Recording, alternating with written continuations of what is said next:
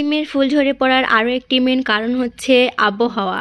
তো এই আবহাওয়ার কারণে অনেক সময় সিমের ফুল ঝরে পড়ে। আপনারা যারা অগ্রিম সিম চাষ করেন, যদি গরমের আবহাওয়া থাকে তো ঠান্ডা ভালোভাবে না পড়ে, সেক্ষেত্রে আপনাদের গাছের ফুল ঝরে পড়বে।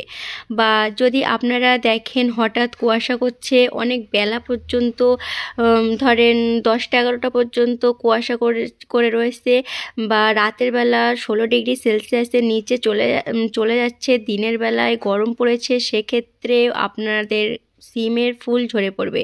এবং সিম গাছের ফুল ঝরে পড়ার আরও একটি মেন কারণ হচ্ছে আপনার মাইক্রোনিউট্রিয়েন্ট ডিফিসিয়েন্স বা হরমোনাল ডিসঅর্ডার বা ডিসব্যালেন্স, মানে আপনার অনুখাদ্যের ঘাটতি পড়লে সিমের ফুল ঝরে পড়বেই। তো সেক্ষেত্রে আপনারা যদি অনুখাদ্যের